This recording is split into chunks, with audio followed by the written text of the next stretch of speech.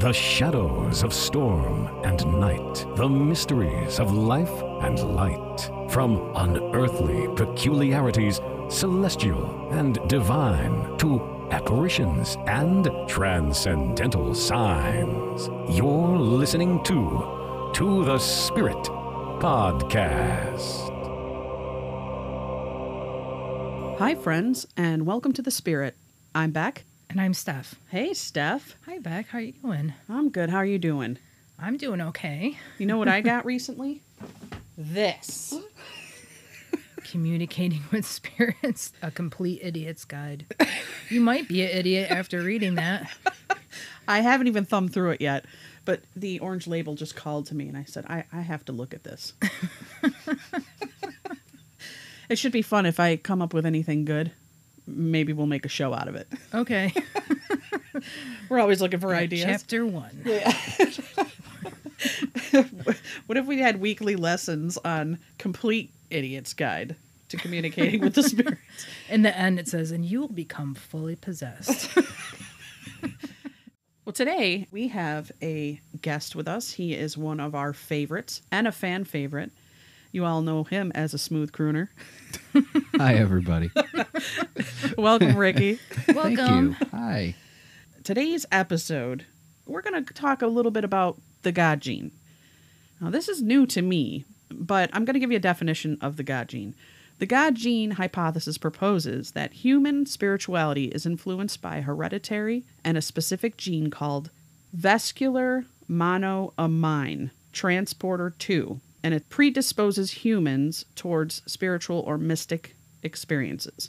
So if you don't understand what that means, maybe Ricky can break it down for you. Well, there are plenty of people out there that, they almost going down their family lines, tracing it back untold amounts of generations. There's always that one member of the family, whether it's your grandmother or maybe your dad or your great-grandfather, and all the way up to your own generation. Maybe you have a cousin or maybe it's you, but there always seems to be at least one person or sometimes multiple people within the family that they're a little bit more spiritual. They've talked about things that have happened to them, things that are really, really hard to pin down scientifically. They've had tons of weird experiences. Maybe they say they've seen ghosts, or maybe if they're Catholic like me, they talk about the times they've had run-ins with demons, or maybe it's the opposite. Maybe they've seen angels, the Immaculate Mother, things like that. People have tried to write it off as almost sort of a grand paranoid delusion within the family culture. That's what's causing it. But quite often there are people within the family that were maybe sort of outcasts of the family that experience these things too. And now that they've started to talk about analyzing a gene, there might be some scientific evidence to it. My own personal belief being that God implanted it in us for a reason. It's almost like an antenna, making us aware of what's going on. And the further back you go, the more you would think people thought that way. But as we've seen, especially in recent decades, the number of paranormal sightings and stories coming forth just seems to multiply. We don't really know how far it's spread. I mean, how much of the population has it? This is all kind of new theory. And I think there's this innate fear in most people to even admit that, if they are experiencing that, or if it does run through a family, like your grandmother or mother. So, for example, my grandmother had spiritual gifts. She was psychic, intuitive. She was a healer, but she never spoke about it, and she never taught us anything. And in fact, she shut it down, and my mother had it. She didn't really develop it, not until later in life, and even now she struggles. And then it fell to me. I had heard some old things like the seventh daughter of the seventh daughter of the seventh. Yeah, I've heard Becky's like only that the second daughter or the first daughter. No. The way it works is like I'm the only daughter. You're the only daughter. Out of that generation of children that were born, I was the only female. So that's interesting too. But my brother also has gifts and abilities too. Yeah, I think he's very intuitive. And he can see things, and I'm clairaudient. So it's weird how people do have different things that pop out. It's not everyone across the board has the same things. It's just certain, especially when it's within a family, it might be different. It could be like your brother and you are different. But yeah, it's like I see that in my own family where I notice one of my brothers, he's very, very sensitive to things, and he would see stuff as a kid, and I didn't see anything. I'm more of a feeler. I feel stuff. An empath. Yeah. And I've seen things before, but I thank God that I don't see anything, because I really don't want to.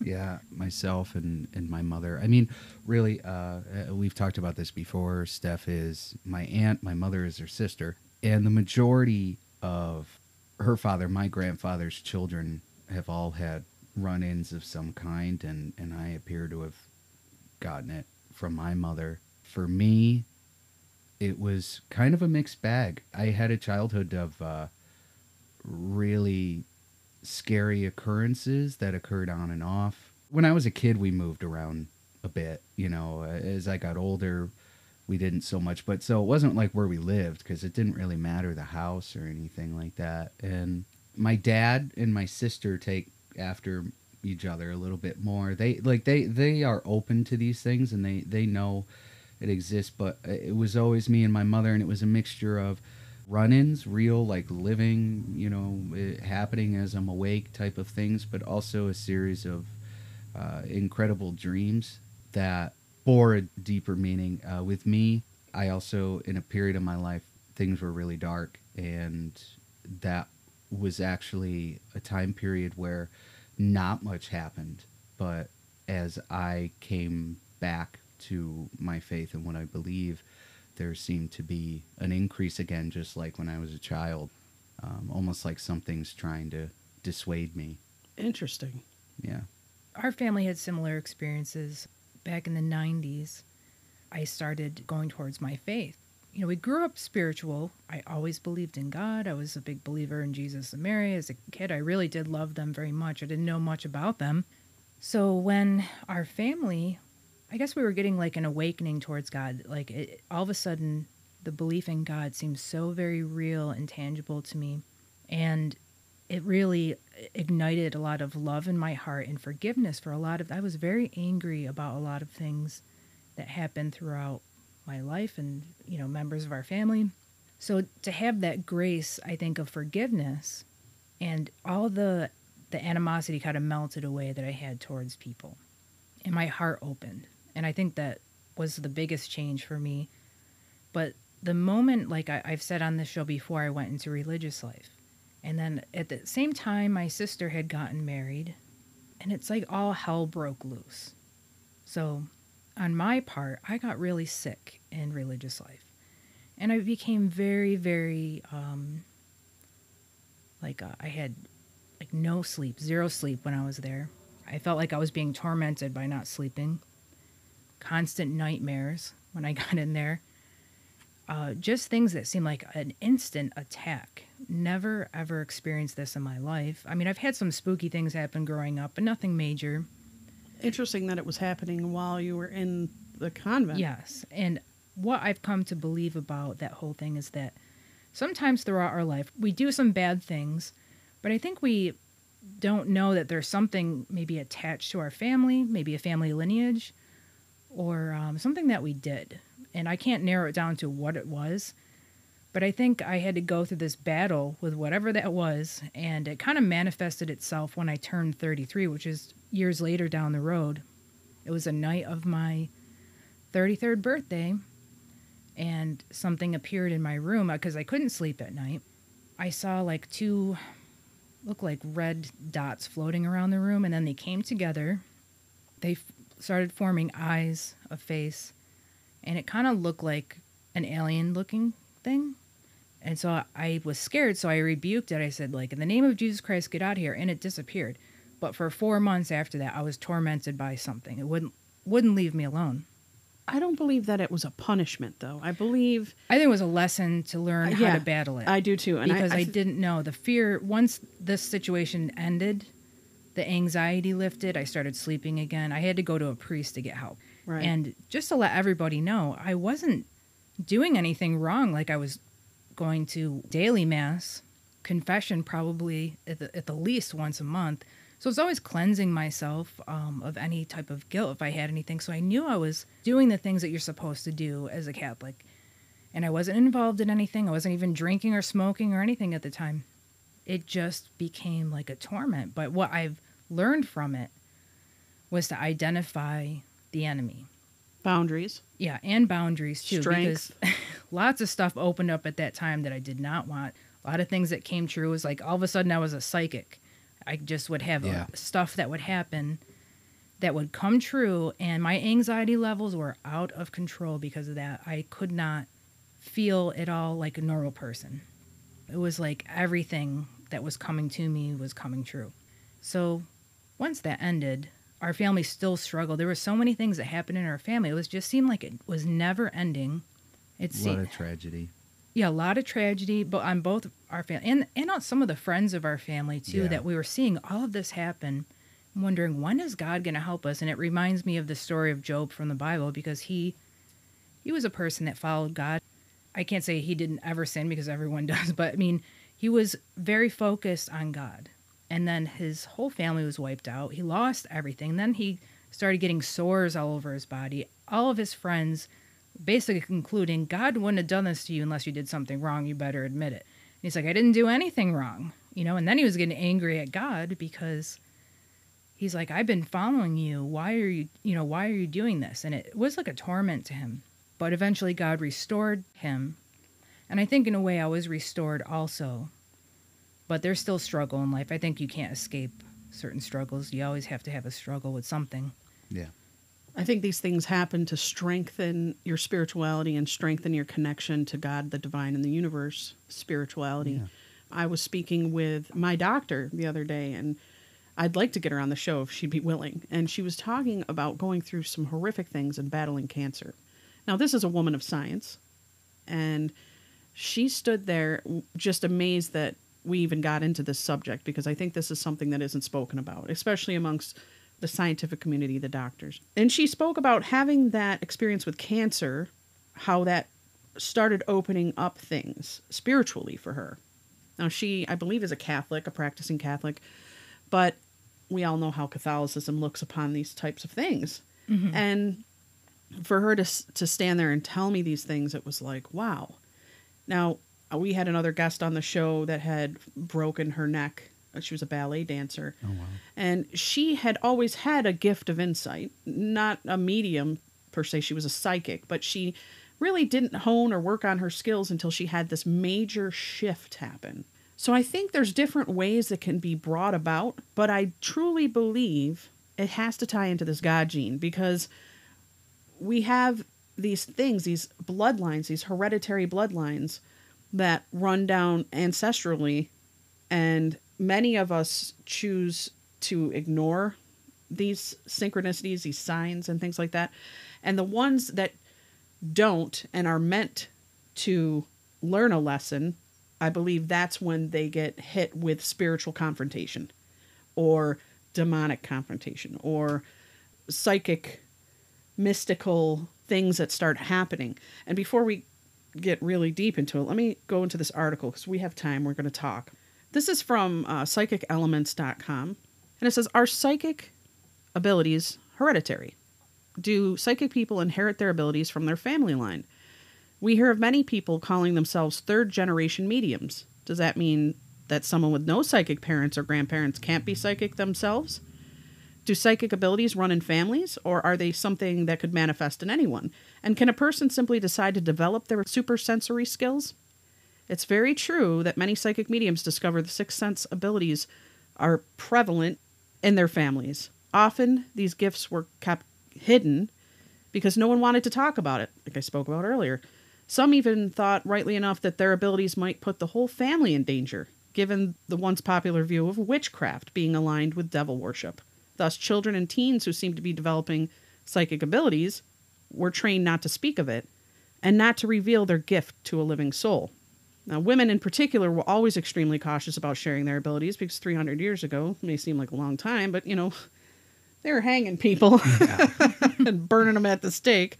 But this goes into like eye and hair color, shape of noses, ears, body types, builds. Psychic traits are passed down sometimes through families, and they might skip a generation here or there, but with any luck, it's possible to learn how the gifts thread down through the bloodlines. And there is some speculation that families with a high incidence of twin births are more likely to share sixth sense traits. That's interesting. Yeah. So they're saying there's no doubt that genetics can play an important part in whether a person has a sixth sense or not. A person who has been brought up in a family where psychic powers are accepted as normal is likely to develop these skills themselves. It does relate psychic abilities with people who have experienced difficult childhoods. Yeah. I think, I'm not speaking for you guys, but I experienced a difficult childhood. Yeah. In a way. I mean, when I start telling a couple of my stories, you'll understand what I mean by that. In terms of the mundane world, I mean, I had my trials and tribulations as a kid like anybody else, but, you know, I was also part of the generation who every kid's parents were divorced. And, you know, yeah, my parents, you know, I was lucky in that respect. They were always a very spiritual household. They were, you know, my parents were married. You know, it was like the typical American family, you know, mom, dad, 2 kids, 1 boy, 1 girl, a dog. So I would say, just going back to the God gene thing, honestly, I think there's almost a war on that. I think it was filmed in 2003, but there was a leaked video meeting with, I believe they were DOD representatives and this scientist. You can look it up online, but they were meeting about this gene that apparently had been isolated that they thought they could get rid of through vaccination that would take care of religious fundamentalism-based terrorism and how to implement it. Interesting. I actually saw, I know what you're talking about. I saw the talk. Yeah. It was an actual talk. And the Yeah. guy was talking about a vaccine that basically would get rid of this religious. Yeah. Wow. And what Yeah. did one of the first people who tested the vaccine say? It was all over the newspapers for like half a day before they pulled it down. I can't feel God. That just gave me the chills. That's Oh my God. scary. Yeah. But listen, today's not conspiracy theories. I bored you guys enough with that. Well, no, that's last still time, fascinating insight there. But it is scary, and I think you go back far enough in time. You know, we're talking maybe like the days of Abraham and Isaac. You know, I think if not everyone, the majority of people had it. Like I said, I think it's almost like a little bit of an internal compass or an antenna or something for you to keep you in tune. But I think it's good to talk about this, but it also depends on how you look at it. I don't want people to wield this as a weapon to further any sort of atheistic agenda or anything like that. God moves in all things. Just because you've proven where maybe you've isolated the gene, where maybe a lot of these abilities and these sightings or whatever you want to call it, you know, these experiences come from whatever. You know, me personally, I believe God wrote the blueprint of our DNA, so why can't that be the reason for it being in there? It started actually very abruptly with me.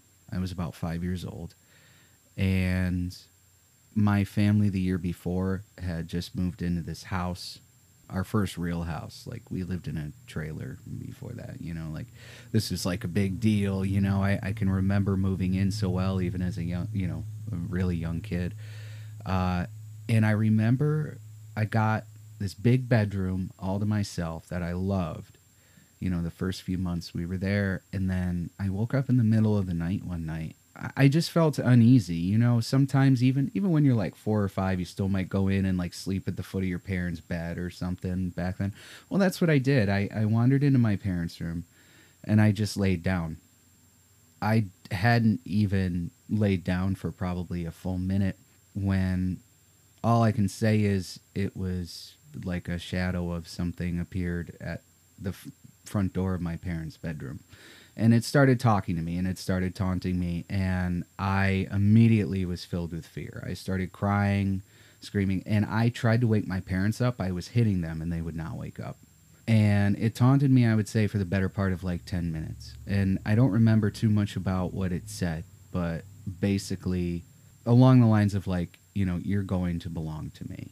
Oh, boy. And come the next morning, I tried to tell my parents, but I was like 5 years old. They didn't really understand it. And there was even a time looking back where I was like, did some weirdo just like break into our house? And like, but I could never explain why I couldn't wake up my parents, you know? Right. And I did not go to sleep that night. I remember that whole night vividly, so this wasn't like a dream. I laid down on the bed after that, just hyperventilating, basically, after it had left.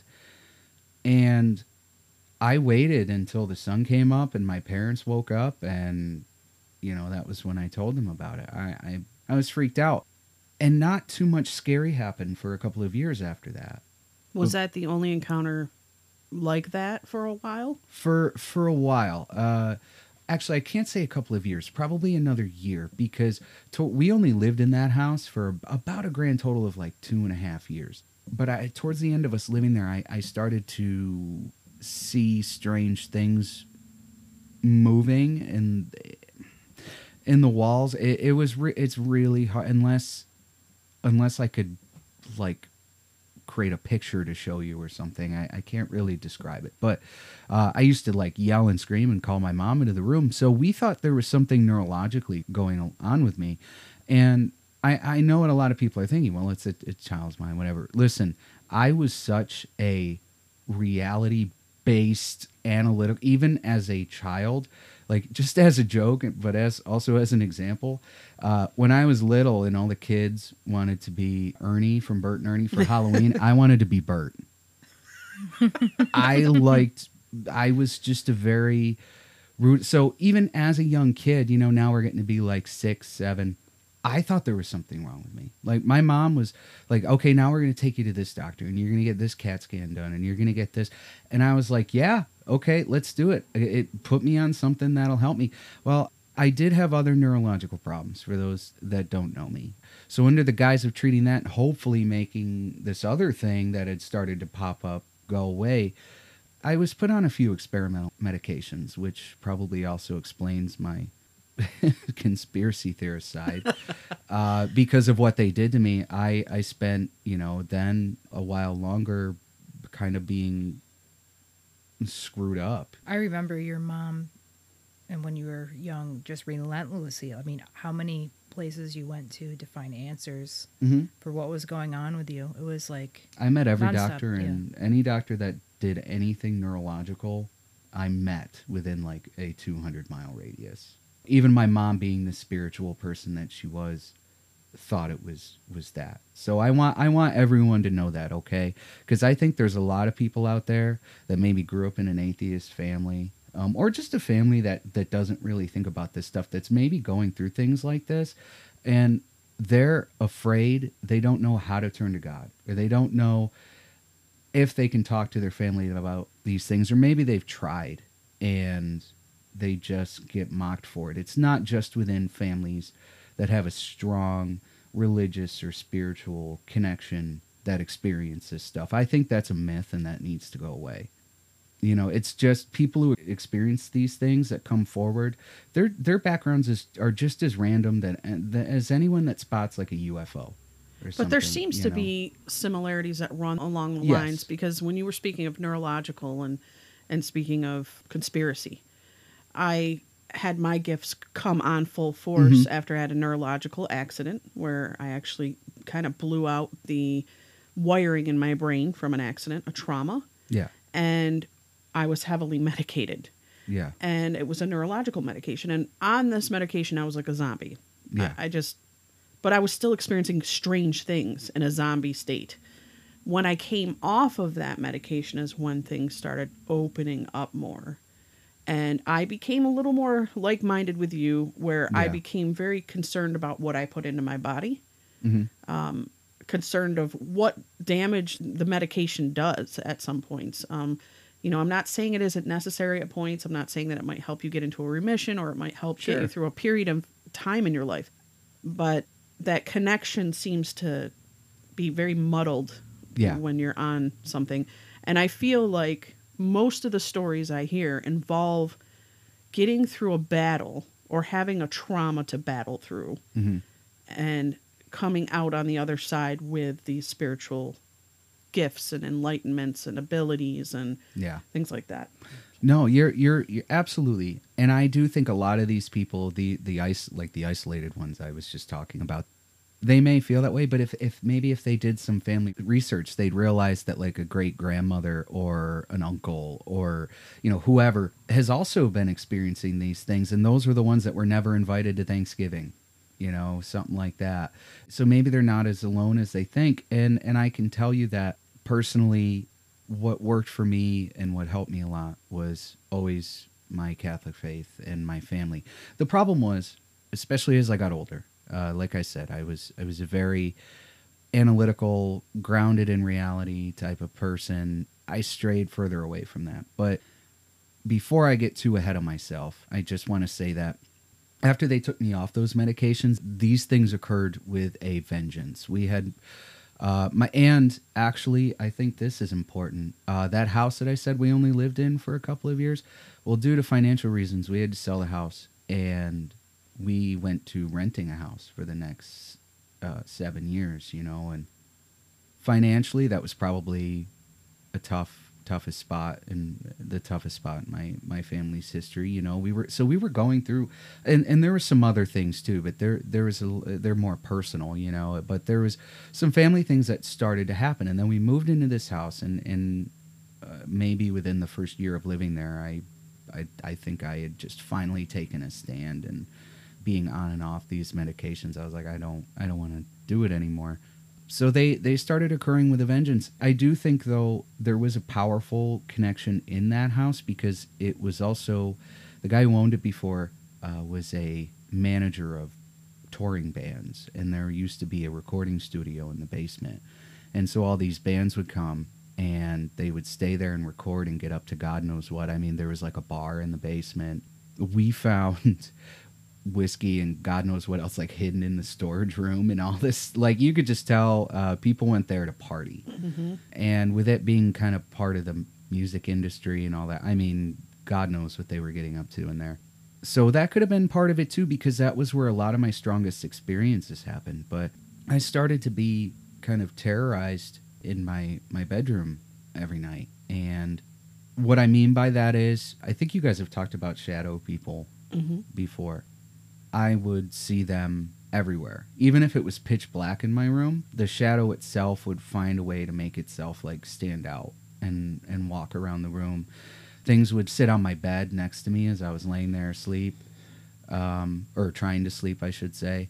One of the scariest things was, I had a really bad day at school once, and I remember this vividly. I was just, this is also when things in school took a downturn for me, and I was kind of an outcast. And I went home, and I was really upset, and I just laid down on my bed, and maybe half a minute later, I felt a finger poke through the mattress right near where my belly button was. I was laying on my stomach, and move its finger, oh my God, up the center of my chest all the way to my throat, to the tip of my chin.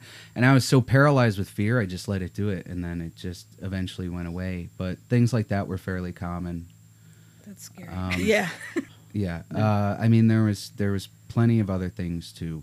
And looking back on it all, I realized what the plan of it all was, though, which these things that targeted me, they knew I was a very analytical person, that I was still open to these things, but I could be pushed in the opposite direction. And unlike someone like Steph, who I think until fairly recently, I would like to say that now maybe my faith is a lot stronger, but I mean, up until fairly recently, I think you were a lot more grounded than me, whereas I could be influenced. And not only that, but I was young at the time. And the more these things happened, the more I didn't want to believe. And the less I stopped telling my parents. There were nights where I would be crying in the hallway, like begging my parents to let me into sleep. You know, which they would. I'm not saying my parents were like evil people, but I stopped telling them what was going on. Like, even in those moments when they would come out of their bedroom and be like, "Why are you scared?" I wouldn't say anything. You just start to feel so powerless. It's like, how are they going to fight these things? You know, you don't really understand. And as over time, I just kind of learned to roll with it, where weird stuff would happen and I wouldn't even bat an eye. I'd be in the shower alone when as a young teenager, and hear somebody in the house just like call my name, or I'd hear something fall over and I knew I was alone, and I'd get out of the shower and nothing would have happened. Nobody'd be in there. You know, it becomes such a part of the norm. It just becomes like everyday life. Yeah. Yeah. And eventually I stopped believing. You know, I'll be completely honest. Shortly before I graduated high school, and we were living in another house by that point, I had a longtime friend who was a very staunch atheist, and I let myself be influenced by them quite a bit. And that begat the darkest point in my life. I was going to ask you which way this went. Well, I got because of them. I'm not saying I sought these things out, but I was exposed to them. A lot of things to do with the occult just from the company that I was keeping. And what I didn't catch was the correlation, because as I was being exposed to these things, to them, to people like this person, they were atheists, but they didn't kind of see the contradiction of what they were doing. They bought into, eventually, the Satanic Church. And because of their exposure to it, I learned a lot about it. And here's how they get you. Just like what was happening to me, this is how they get to people, which is they sell you on this. This is the ultimate organized atheism. That's how they get a lot of people. And this person was smart, incredibly smart, but incredibly naive when it came to these things. And I learned about a little bit about what goes on, all of these things. And the whole time, all the spiritual stuff in my life, like the weird occurrences and all that, went away. And my belief died. And I became the type of person that if somebody said I would give you, I don't know, 20 grand if you pulled out a gun and shot this person, I look back on it and I am petrified, because I'm like, I was so immorally minded, like I was so lost that I don't know, like what kind of, if I was really pressed with some large decisions back then, like crazy stuff, like what would have been my outcome? I did realize, though, that somebody was looking out for me, because I seemed to avoid utter catastrophe quite often. But as time went on, though, I realized that this person was reeled in, that they didn't have any answers, because after a couple of years of getting to know them, then I suddenly just hear the story about how Anton LaVey accidentally killed Jane Mansfield, through a curse. And I went, whoa. I thought this was atheism. And I just hear, well, it's all will, dude.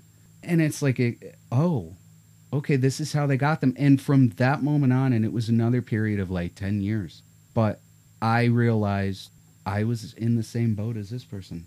I wasn't seeing the forest for the trees. And since I've come back, life gets a little bit harder. These things start to happen again. They do, because they thought they had you. And now you're turning around and you're walking away from it again. And you're not letting the blinds being pulled over you spiritually anymore. Here I was an atheist. None of this stuff was happening to me. But then all it took was a couple of moments of introspection and one event. All I did was kind of go, maybe I should look into this again. Maybe I should come back to my faith. I wasn't even sure, and it immediately started happening again. Yeah. I didn't have a very strong faith growing up. I was able to choose my religion. My mother gave us that freedom to choose. We weren't indoctrinated into any one thing. We chose what we wanted, what felt right to us. And when spiritual apexes were happening, we were coached and trained by people who were of the know to speak to these entities in a commanding way, such as, in the name of Jesus Christ, I command you, and so on and so forth. But the problem was there was no force behind the words. There was no belief behind the words. There was no strength behind the words. And so I'm walking around throwing salt and lighting incense and saying these words that are supposed to help. And honestly, it just made it worse. Now, as I grew up, I shut down as well. I think we go through a stage in our teenagehood where, it's time to have fun. It's time to get crazy, do wild things. And that has no place in time for teenage years and for young adulthood. And it took a great physical disaster to happen to me to get recentered and to be put on the right path. And there is when I found an actual strength within me and an actual belief system within myself. I still don't adhere to a religion, but I have a spirituality and a connection to God within my heart. And that has always been the strength. And I do feel kindred with certain religious aspects, which is interesting. I like to take a little bit of everything because I find there's truth in all. But yeah, I think it takes... But you even had to admit to me that you used the Hail Mary one time and you said it worked pretty good. It did. It did. Yeah. I mean, because you go through these trials and tribulations, as Ricky was talking about, and there's moments where you're attacked and you go through the dark night of the soul. Yeah. And Yeah. you wonder, am I going to make it out of this? Yeah. And I don't think there's anything as horrifying as that. I mean, this is like you feel alone in this battle. Mm-hmm. And that's where you have to find that connection. And being an atheist and not having a connection or having nothing, no belief system, I can't imagine being in that position and being faced with that. Well, I think that's why there's a lot of suicides, and we don't really know why they were doing it. They know, you obviously know people who commit suicide are going through a dark, dark period.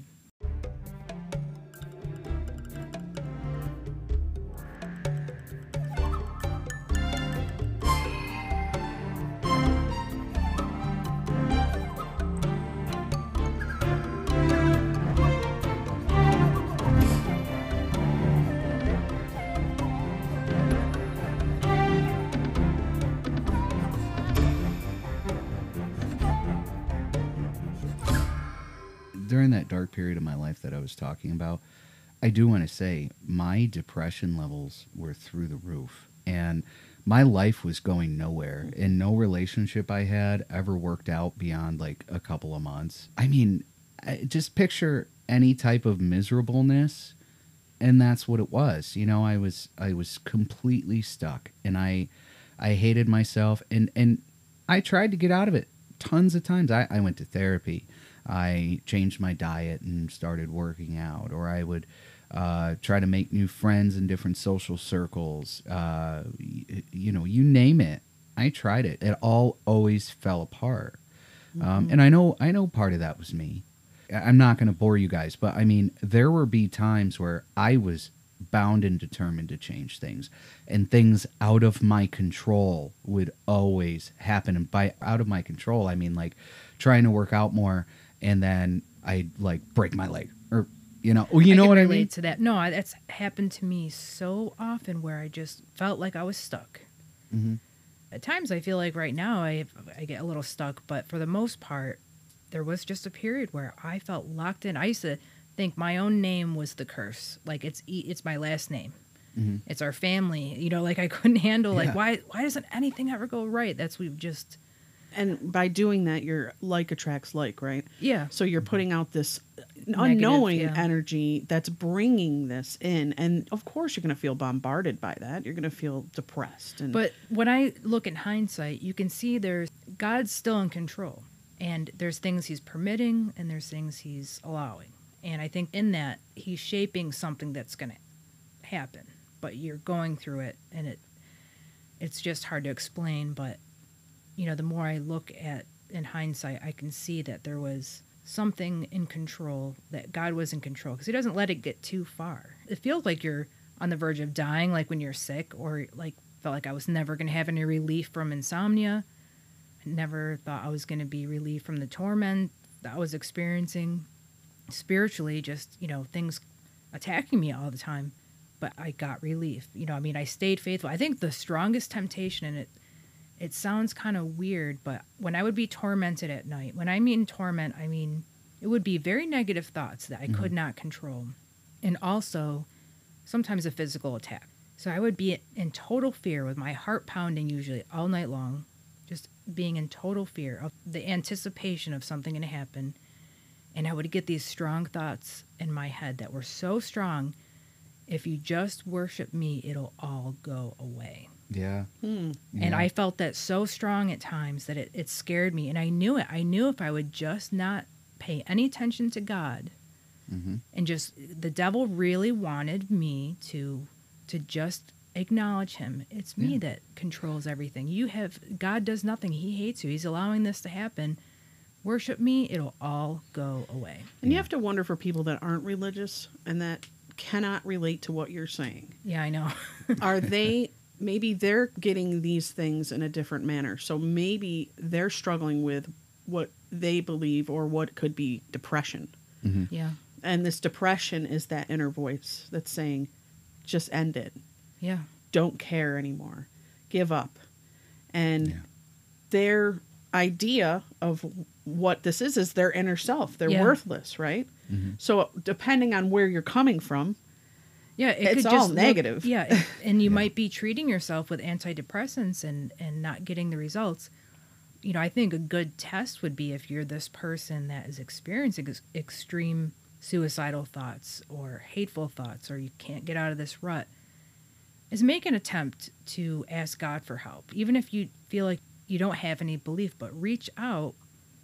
And I think that reaching out was going to reveal something. If you are a staunch atheist and you can't bring yourself to believe, but you can make yourself serious about an attempt to open up, to give it a try.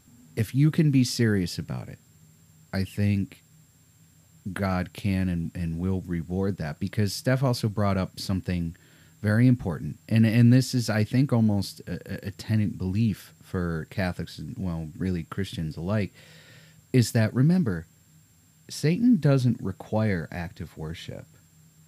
It just requires an absence of God. That's all that it requires, because it has stewardship of everything else. So you're doing it to us. We feel like you're doing it regardless of whether you realize it or not. Kind of like the certain group of people I was talking about, and how they didn't realize, well, the lower members of that specific atheistic organized church, which I don't want to mention too much, but the lower members, like the one that I knew, didn't realize what was really going on. They couldn't see that. It's like, you mean to tell me you don't believe in anything, and that you're just acting the way that the bad guy from the Bible would act, rebellious, living for yourself, what have you. But then you believe that your will, just will, I'm not even talking direct action, your will can cause bad things to happen to people? Where do you think that comes from? And you might reach a different conclusion than me. That's fine, but this is what I've learned. In those years, yes, I knew people like that. And by the way, for whatever reason, they were naturally attracted to me. I don't know why. Because I can tell you my headspace for all those years was, even though I was in a very dark place, was I was so exhausted from my childhood and those things happening. I just didn't want to think about any of it at all. Yes, I had people in my life that believed in that stuff and would talk about it to me at times, like I've mentioned. But me personally, my attitude was always, listen, I am what I am. Go ahead. I really don't care about your little atheist church, which is basically what they think it is. But it's not. It's way worse than that. I don't care. They always wanted me to join, and I always said no. Because to me, I would always think, what's so rebellious about an organized church? You're just emulating what you say you hate. Exactly. It's so contradictory. Yeah, which these things are, once again, I think, graces from God. I personally do. Also what was instilled in me as a child, and also just from what I experienced, and I knew that I'm not a very bright person. I'm the first one to admit that, but I did learn a thing or two about what was going on from being exposed to these things, how they get you. But that was also the moment that first thing that ever happened to me when I was a young kid, how it clicked. I was like, this is how they're going to get me. Because I always have to conquer the part of me that looks at the world around me and takes that for what it is, and is always questioning my belief in God. I mean, I'll be totally honest. Every day I have that inner fight, that dialogue with myself. I think as time goes on, though, my belief gets stronger and stronger. But now I realize what it was talking about. Was that's how I'm going to get you. I'm going to keep leading you further away, because you're always going to be a bit of a doubting Thomas. I am not someone like my mom. I've never seen faith like hers. You cannot shake her at all. And I look at that and I envy it. Everything about her faith makes sense to her 100%. I'm not saying she doesn't question or have internal struggles or anything like that, but at the end of the day, she knows where her beliefs lie. 100% it is bedrock. Me, my biggest fears, mine are always going to need constant attention. I always need to be aware of where I am and what I'm doing. So I think if anyone has the God gene, if that is an actual thing, I'm so glad to have been blessed with a mother like that, who has had experiences crazier than me, and maybe someday she'll get on the show to tell her own experiences. But I mean, it was important to have her there. I think she wisened me up quite a bit to what she tried to teach me as a child when I would open up to her, and later on in life too, as I started to come back. Do you believe that your mother or anyone else in your family had these experiences that they didn't share or maybe did share with you? Yes. My mother was fairly open with a lot of these things. Some of the things she held off from telling me until I was older. Isn't that funny how they do that? Well, I think she didn't want to scare the ever-loving crap out of me, if I'm honest. But I will say that I don't want to give too much of it away. I don't know if she'd ever want to share her story. But, for instance, my sister was supposed to be born with severe mental and physical handicaps. My mom was never supposed to have children. I was born first, and that was also a traumatic pregnancy in so many ways. We were lucky to both make it out alive and without any harm, really. More traumatic after you were born. Yeah. Yeah, I was a demon child for about 3 years. And then lo and behold, she gets pregnant with my sister, and there was all sorts of crazy things that happened during her pregnancy with my sister. A lot of them are short stories, and I don't want to give them away. But the one big thing is she saw my sister as like a 6-7-year-old child before she was born on 3 different occasions in her house. When my sister got to be that age, my mom was actually a little freaked out because it was like, that is the child, you know. I mean, she always knew it was my sister, but still, then seeing it, you know, years later, she got a vision about me. My mom and me, though, one thing that we have in common, because and I'm so happy for her, what my mom tends to see are things that are good. I haven't had too many experiences like that. Now, I have been saved during some of these experiences by reciting the Lord's Prayer, things like that. You haven't had maybe a grandparent or somebody come and sit by your side instead of... No. Okay. No, which I think it was because, you know, I know I already said what evil wanted to do with me. I think God's plan was, you know, yeah, you have a problem with a spiritual backbone, and I'm going to let these things happen to you because you have to learn to stand up. Fear is false evidence appearing real. Yeah, I like that. And it's true. It's true. You know, so here I was seeing hell, and yet it happened so much I stopped believing. That is crazy in and of itself, you know. It happens, though. Steph and I actually have a friend that has a problem with the word. She has a problem with the word that describes the creator, the word that describes whatever the case may be. And I think people, they go into that, they shift into that, and they kind of rage against the machine. Yeah, they do, and I do want to make it clear too. I didn't have this vendetta. I didn't go forth during this terrible period of my life and wage active war on God. Right. I just tried to walk away from everything, and in turn, that made me a much darker and more angry person. Never at God, never at anything, but just angry at the world. And as I concentrated on these stupid, trivial things, the worse everything got. Sometimes I'm ashamed of how long I spent in that period, you know, with the wool easily pulled over my eyes. You know, it's like, how can you see all these things, experience all these things, being the person that you are who believes in evidence first, and yet you can't answer them. You know that they happened, and yet you choose not to believe. Like, what kind of an example is that? You're human. Yeah. It's just the human mind, I guess, trying to adjust. But one thing that me and my mom have in common is dreams, prophetic ones. Tim's been a guest on this podcast. He's Steph's brother. I freaked him out once with a dream that I had, which was, once again, during this kind of darker period of my life. So we kind of went out drinking. I had a dream maybe 2 nights before where we had a night out, and we were driving down the road to get something to eat, in the dream, I mean, and talking, and a van shot by us with the undercarriage on fire. And then we got pulled over. The cops planted drugs on us, and we got into a lot of trouble and all of these things, right? At the time, I just thought it was a dream. Right. You know, which is not how most of these things happen for me, by the way. I can usually tell now when it's real. But at the time, yeah, I thought it was a dream. So we're driving, and I didn't do this too often, but this was one of the times I probably shouldn't have been driving. And if I was, we should have just went straight home. But we're driving. I'm a little paranoid because it hits me that we're in the same spot from my dream, and we're talking about the same exact thing.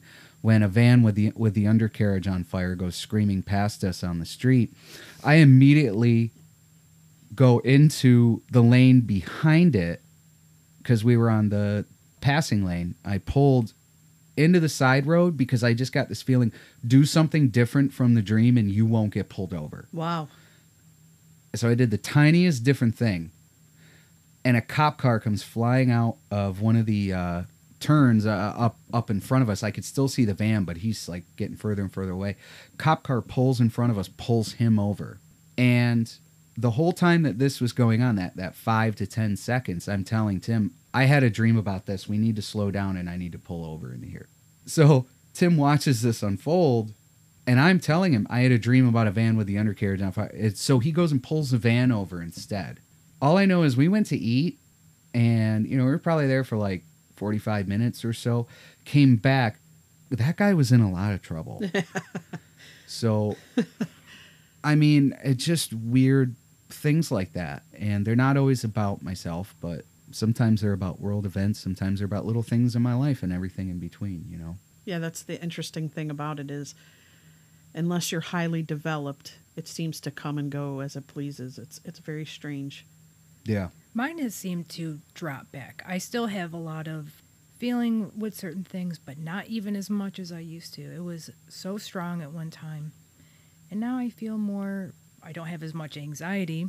So I don't know if it's disappeared or I've gotten, I don't know. I think we go through periods Yeah, in it's our just life. like ups and downs. When and- we're tired, if we're depressed, Mm-hmm. if we're just in that mode, things tend to, it shifts, it ebbs and Yeah. flows. I think it comes in waves. And I think sometimes it comes when it's most needed. You may have a dream that might spark you to the end of the world's coming. I need to prepare right now. Yeah. And maybe that was meant to hit at that time to get you prepared, and you had nothing up until that point. So I don't think it ever goes away, Steph. I just think I think if you stay spiritually grounded and keep, especially a prayer life, I'm not as I used to spend a lot of time in church, and probably at least an hour a day at one point, always, every day, for years, because I felt very like I needed to be there. And I feel a lot stronger, not to say that's a good thing to not go, but at the same time, interiorly, I feel like I'm carrying it with me. I don't need to be in there as much. I feel like it's more inside of me, and I can be prayerful in any place. So I feel a lot stronger, and this all has to do with the experiences that I've had. But I do see a good thing about being in a setting that's dedicated to God, where you can focus a lot better. But I don't do as much as like religious things as I used to. I'm a weekly, I go to Sunday Mass, but I'm not. I pray every day. as It's long as you part have a of my spirituality within here. And I feel like I think you do when you grow in your spirituality, and like how my belief in Jesus, he says that the kingdom of God is within you. it is. So I know that now. Before it was like, I've got to go learning to it. that physical place. I've got to be there. Yeah. It doesn't count. yeah. And that's the thing. And your body's a temple of the Holy Spirit, all these teachings. But there's also the teachings that Jesus gave, like we were speaking about the dark spirits that are after us, every single one of us, who want to steal our soul. Why? And like that's always baffling to me, is that why has God set up this whole world?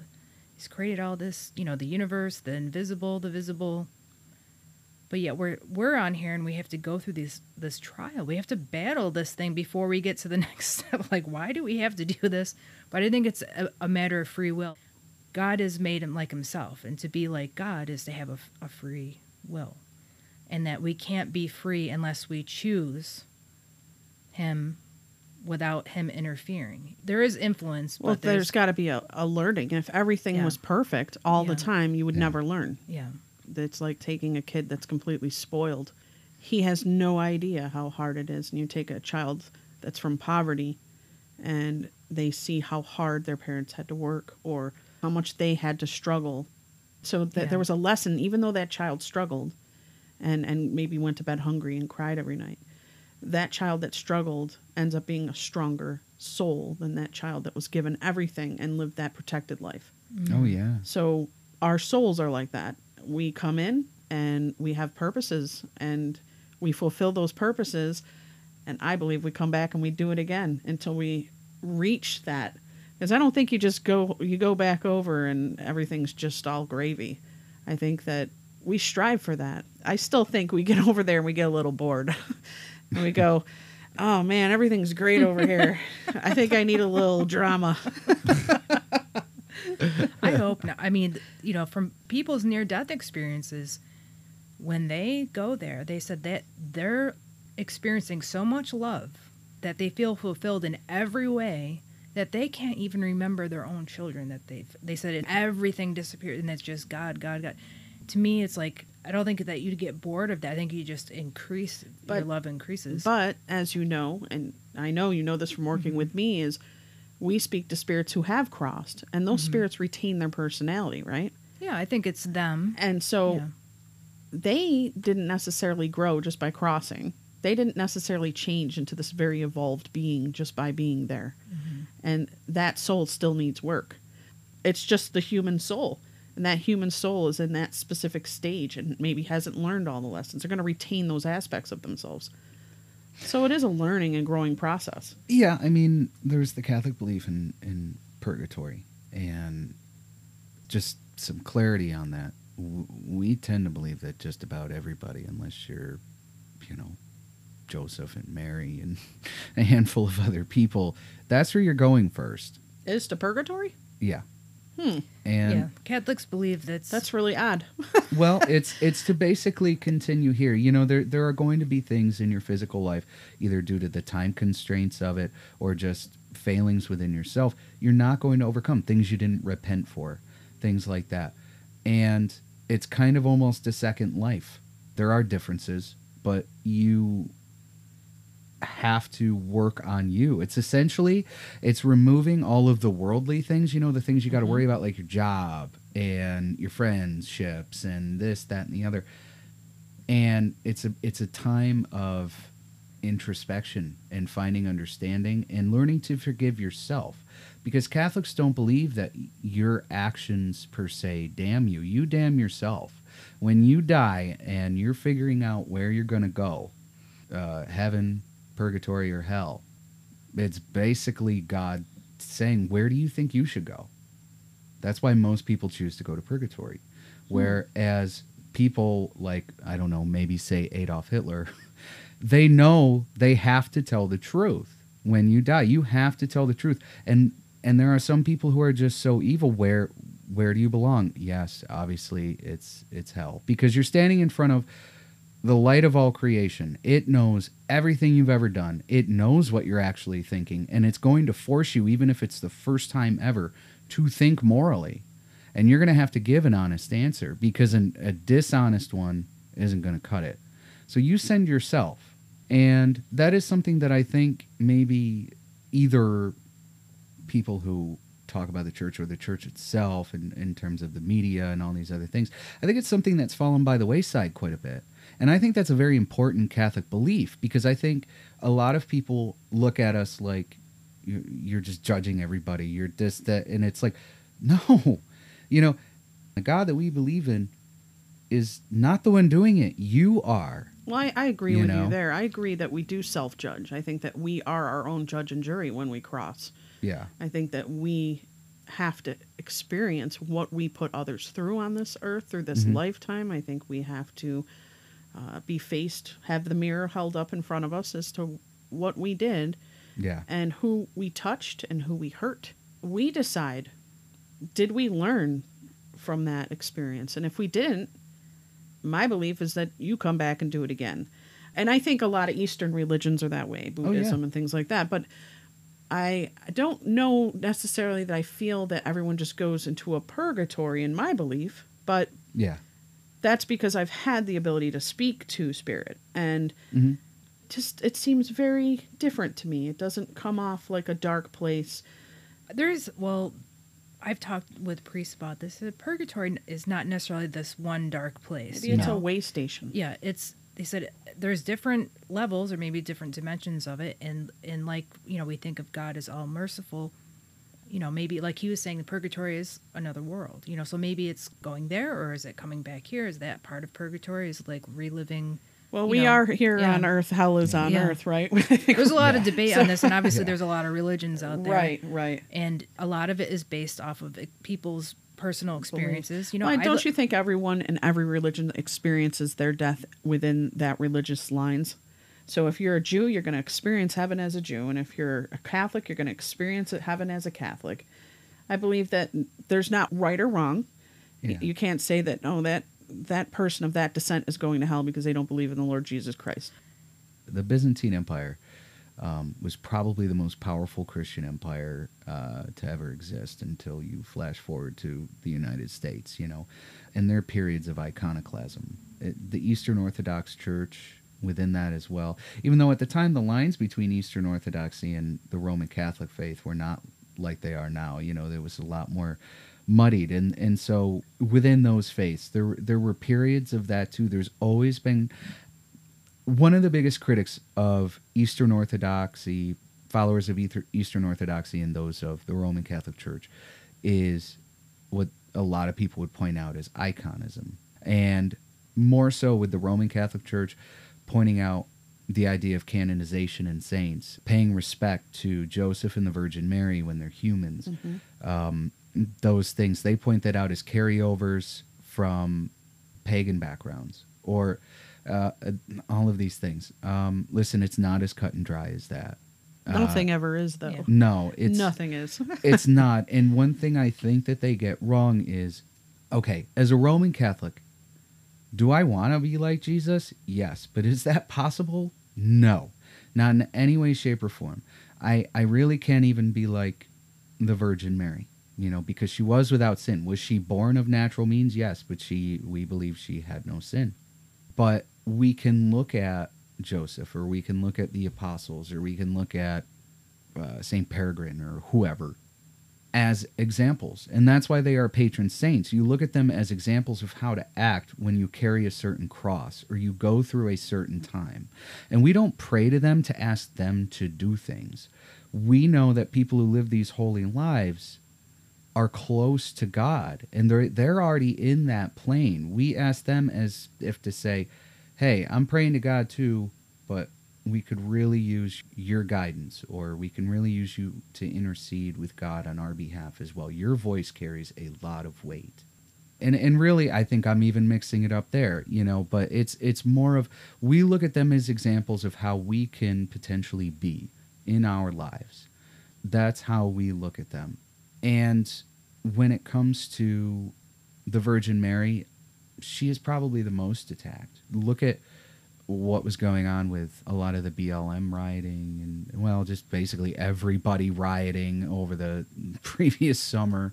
So many statues of the Virgin Mary were defamed for no real reason. She's always been under attack. And to me, it makes me wonder, why is there that hatred? Why is there that dislike there? I think there's something greater spurring it on. Or maybe they just all haven't tapped into the God gene. Yeah, maybe. The unseen battle that human beings can't see, you know, the spiritual warfare that's going on amongst us all the time. And sometimes we're tapped into that, and sometimes we're not. To a Catholic point of view, would say that the Virgin Mary is the key to the end of this battle. She's the one, they call her, clothed with the sun, with the moon under her feet, crowned with the 12 stars, you know, like, so it's referenced in Genesis, first book, and Revelation, last book. And there's a great battle going on, and it's the devil's hatred for her is so great, and he'll inspire other people to hate her too. There's nothing to hate about her. I can understand if you're not Catholic, you don't understand it. But it's just like when we're talking about the spiritual battles and like you're saying, there's something greater that's happening where you can't see everything. And like Jesus had said, the devil wants to sift you like wheat. He's going to do whatever he can to influence people. He wants as many people to go to hell, not because he wants them there for himself, because he hates them. He probably doesn't even want you there because he doesn't want to be with you. Yeah. But I think because he hates God so much, it's just a weird mystery. You know, it's just things to look at least within a Christian faith, I guess. Right. Yeah. Hey, we're offering up different perspectives. I mean, Yes. there are many that Definitely. don't see any of this in a Christian way. You know, No. we have friends that are like that. They don't like the words. They don't like the words heaven. They don't like the words hell. They don't believe in demons. They don't believe in God. They don't like that word God. They seem to almost, in a way, fight against it all. And yet, like Ricky had said earlier, it's so contradictory because they have their own sets of rituals. Very similar things, their own churches, their own altars that they set up. Yeah. So Whether that altar is an actual altar or a big screen TV. Right. It's true. It's the same thing, guys. It's true. It No, I is. think whatever you sacrifice to, you're making sacrifices for. It's the That's what you words that worship. we use, though. I think it's the words that Yeah. everyone uses. And I think our words for God and all this are they're like straw. I don't think it's really adequate, anyways. I No. think God is so immense that we're trying to describe something that is eternal with words. And I can understand like people being particular about words and and religions have their major problems. You can look at history and see how religions have just destroyed people's lives, destroyed them. I have a lot of anger too about what has happened within religions. It infuriates me. I guess it all ties in together in a strange way, because whether you believe in, if you're Christian or you're a Buddhist or you're a witch, maybe we all have that gene. Mm-hmm. And science is saying so. Yeah. Be careful how you use it. Right. Whether you realize it or not, everyone has an altar.